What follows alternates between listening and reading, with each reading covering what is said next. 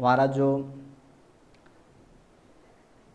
Next topic है, सही है। अब यहाँ पे 2 टर्म्स को आज हम कवर कर लेते हैं, सही है, और फिर उसके बाद जो है हम अपनी क्लास को वाइंड अप करेंगे, सही है। और फिर जो न्यूमेरिकल्स वाला पार्ट है फिर इंशाल्लाह वो नेक्स्ट क्लास में ही जाएगा, सही है। तो जल्दी से हम देख लेते हैं कि भाई मॉलिक्यूलर फार्मूला क्या होता है और एम्पेरिकल फार्मूला क्या होता है, सही है। और फिर इसी के बाद फिर हमारी क्लास जो है वो फिर वाइंड अप हो जाएगी, सही है। तो यहाँ पे जल्दी से इन चीज़ों को समझ लेते हैं, क्योंकि हमने केमिकल फार्मूला समझ लिया है तो ये चीज़ें समझनी हमारे लिए काफ़ी आसान रहेंगी, सही है।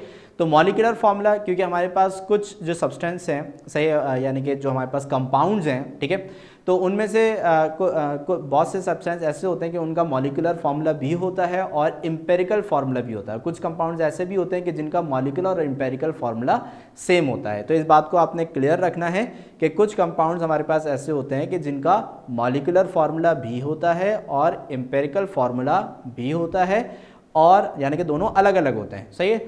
और कुछ कंपाउंड्स हमारे पास ऐसे होते हैं कि जिनका मॉलिक्यूलर और एम्पेरिकल फार्मूला जो है वो हमारे पास क्या होता है, सेम ही होता है, यानी कि एक ही फार्मूला होता है, वो एम्पेरिकल भी माना जाता है और मॉलिक्यूलर फार्मूला भी माना जाता है। तो पहले हम ये देख लेते हैं कि भाई मॉलिक्यूलर फार्मूला क्या होता है और उससे हमें क्या इन्फॉर्मेशन मिलती है। जैसे कि अभी आपने देखा कि जो हमारे पास केमिकल फार्मूला है वो हमें कुछ चीज़ें बताता है, जैसे कि किसी भी कंपाउंड के अंदर हमारे पास जो है वो कितने नंबर ऑफ एटम्स होते हैं, ये हमें बात पता चलती है।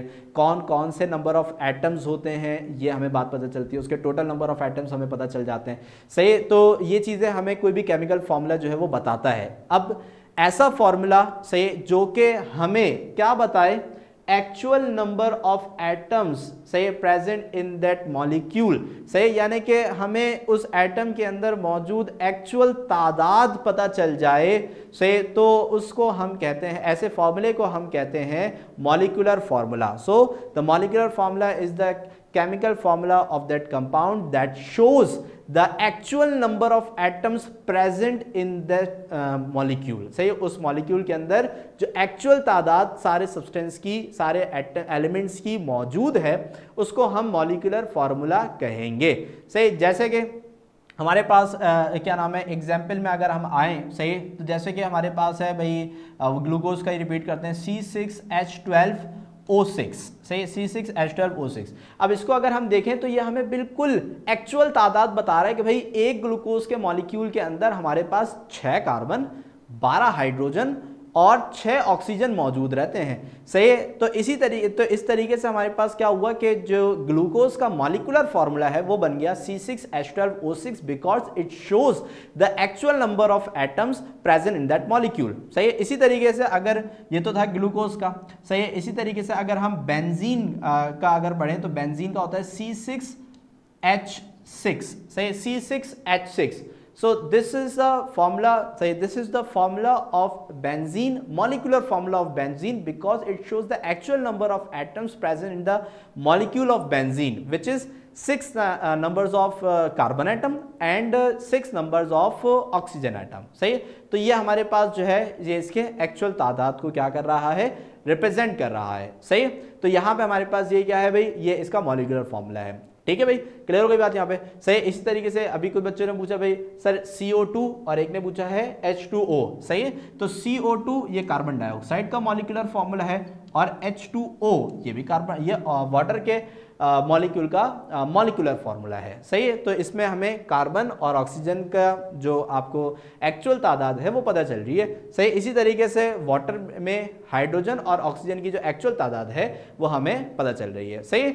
सो अगर हमें किसी भी केमिकल फार्मूला को देख के उसके अंदर मौजूद, सही है, उसके अंदर मौजूद जितने भी नंबर्स ऑफ क्या नाम है एटम्स हैं, सही, एक्चुअल नंबर्स ऑफ एटम्स हैं, हमें वो पता चल जाए तो वो क्या कहलाता है, हमारे पास मॉलिक्यूलर फार्मूला कहलाता है। So these are the characteristics of the molecular formula, यानी कि ये चीज़ें हमें इससे पता चलती हैं, सही। वो क्या है भाई, molecular formula is drive from empirical formula. हाँ, ये चीज़ है कि भाई मॉलिक्यूलर फार्मूला जो है वो एम्पेरिकल फार्मूला से ही निकलता है, सही है। अब इन दोनों के दरमियान में रिलेशन क्या है उसको हम जो है वो लास्ट स्लाइड के अंदर डिस्कस करेंगे, सही, कि किस फार्मूले के ज़रिए मॉलिक्यूलर फार्मूला जो है वो एम्पेरिकल फार्मूला से मिला हुआ है और उसी के ज़रिए फिर हमें मॉलिक्यूलर फार्मूला भी मिलता है, ठीक है। अच्छा, फिर इसके बाद molecular formula mass calculated by adding atomic weight of it's atoms. सही है, अब मॉलिक्यूलर फार्मूला मास वैसे तो हमें आज कैलकुलेट भी करना था, सही है, आज हम कर नहीं पाए, लेकिन ये है कि उसको हम नेक्स्ट क्लास में करेंगे। तो उसके अंदर क्या हमने पढ़ा है, मॉलिक्यूलर फार्मूला मास जो है वो किस तरीके से कैलकुलेट किया जाता है, bye adding atomic weight of its atom, यानी कि भाई इसके अंदर जितने भी कार्बन के एटम्स हैं, जितने भी हाइड्रोजन के एटम्स हैं और जितने भी ऑक्सीजन के एटम्स हैं, अगर हम इन तमाम एटम्स के एटॉमिक मासेस को प्लस कर दें, 6 कार्बन 12 हाइड्रोजन और 6 ऑक्सीजन के एटॉमिक मासेस को अगर हम प्लस कर दें से, तो फिर हमें यहाँ पे जो ग्लूकोज है उसका मॉलिक्यूलर फार्मूला मास मिल जाएगा, मॉलिक्यूलर फार्मूला मास मिल जाएगा। सही है, so molecular formula mass is calculated by adding atomic weight of its atom. तो उसके अंदर जितने भी एटम्स हैं उनके एटॉमिक मासेस को प्लस करा के हमें उसका मॉलिक्यूलर जो मास है वो मिल जाता है। ठीक है, इसके बाद आते हैं आखिरी में, सही है, molecular formula of a compound may be same और multiple of its empirical formula. सही है, तो मैंने आपको कुछ बताया कि भाई कि कुछ कंपाउंड्स ऐसे होते हैं कि जिनका मॉलिक्यूलर और एम्पिरिकल फार्मूला डिफरेंट होता है, सही है, लेकिन कुछ ऐसे भी होते हैं कि जिनका सेम होता है। सही है, तो अगर डिफरेंट होगा कि किसी भी कोई सब्सटेंस है उसका मॉलिक्यूलर फार्मूला डिफरेंट है और एम्पिरिकल फार्मूला डिफरेंट है, तो फिर जाहिर सी बात है कि उसका मॉलिक्यूलर फार्मूला मास अलग होगा, एम्पिरिकल फार्मूला मास अलग होगा। सही है, और अगर दोनों का सेम है, सही, जैसे कि CO2 है और H2O है, सही है ना, तो इसका मॉलिक्यूलर फार्मूला भी यही है और एम्पिरिकल फार्मूला भी यही है। सही है, तो इसका जो मॉलिक्यूलर फार्मूला मास है, सही है, वो भी सेम होगा और एम्पिरिकल फार्मूला मास भी सेम होगा। सही है, और यहाँ पे H2O का भी मॉलिक्यूलर फार्मूला मास भी और एम्पिरिकल फार्मूला मास भी दोनों सेम होंगे। ठीक है, तो यहाँ पे हमारे पास जो थर्ड पॉइंट है उसका मतलब यही है कि मॉलिक्यूलर फार्मूला, सही, molecular formula of a compound में भी सेम और multiple of its empirical formula. सही, तो मॉलिक्यूलर फार्मूला सेम भी हो सकता है या फिर उसका कोई मल्टीपल भी हो सकता है। ठीक है भाई, तो मॉलिक्यूलर फार्मूला आपके समझ में आ गया, the formula that shows the actual number of atom present in a molecule. सही है, इसके अलावा कोई क्वेश्चन? जल्दी से बता दें ताकि फिर मैं नेक्स्ट स्लाइड पे मूव करूं, टाइम बहुत शॉर्ट है, जल्दी से। ओके, तो जल्दी से अब जो है वो एम्पिरिकल फार्मूला देख लेते हैं, फिर क्लास को एंड करेंगे।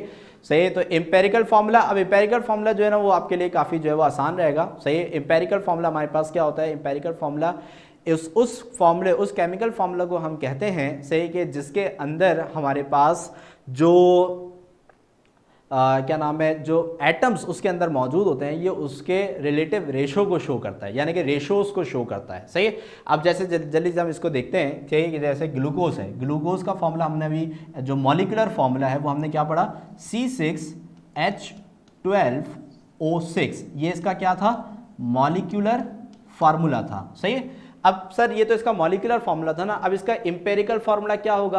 अब इसका एम्पिरिकल फार्मूला निकालने के लिए हम क्या करेंगे कि जो कार्बन के नंबर ऑफ एटम्स हैं यानी कि 6 और जो हाइड्रोजन के नंबर ऑफ एटम्स हैं यानी कि 12 और जो ऑक्सीजन के नंबर ऑफ एटम्स हैं यानी कि 6, इसका हम क्या ले लेंगे, रेशो ले लेंगे। सही, अब रेशो यानी कि डिवीजन आपको आती होगी कि डिवीजन किस तरीके से करते हैं भाई, 6 1 6, 6 2 12, 6 1 6।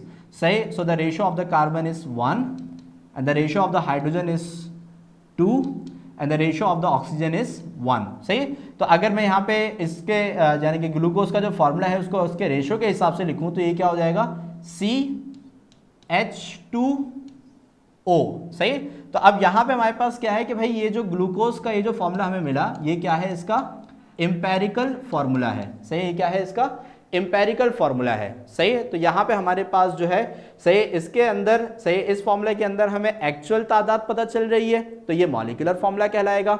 सही, और इसके अंदर हमें जो है इसका रेशो पता चल रहा है कि भाई इसमें जो रेशो है वो 1:2:1 का रेशो है, तो ये इसका एम्पिरिकल फार्मूला कहलाएगा। सही, और इसी तरीके से बेंजीन में अगर हम जाएं तो बेंजीन में हमारे पास क्या होता है, C6H6 होता है, तो ये इसका क्या हो जाएगा, मॉलिक्यूलर फार्मूला हो जाएगा। सही है, तो इसका रेशो अगर हम लें तो 6:6, 6 1 6, 6 1 6, तो कार्बन 1 हो गया और हाइड्रोजन भी 1 हो गया, 1 हम नीचे लिखते नहीं है, तो CH is the empirical formula.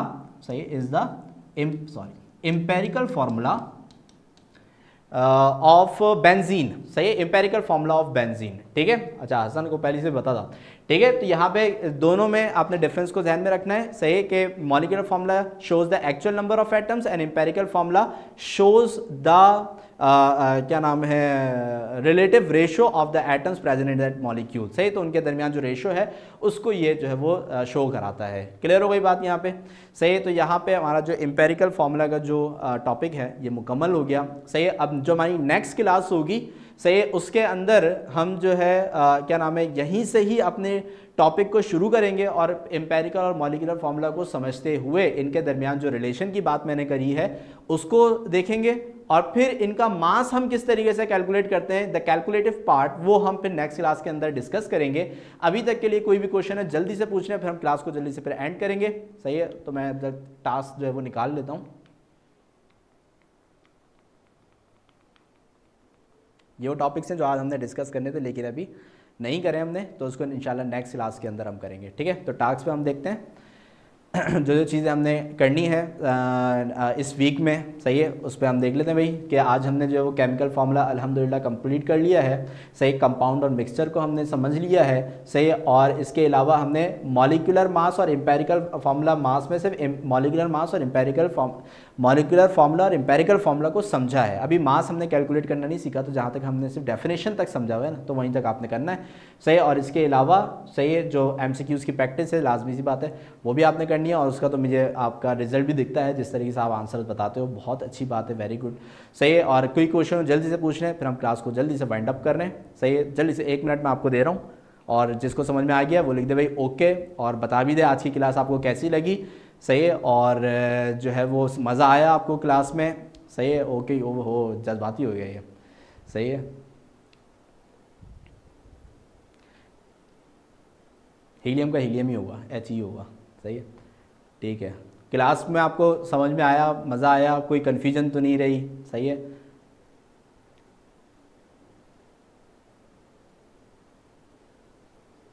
Helium का एम्पेरिकल फार्मूला HE ही होगा। Thank you, very good. इंशाल्लाह तो इस तरीके से आप भी मेहनत करती रहें तो इंशाल्लाह फिर आपका रिज़ल्ट भी बहुत अच्छा आएगा। Thank you Ayza, Umar, thank you, सही है।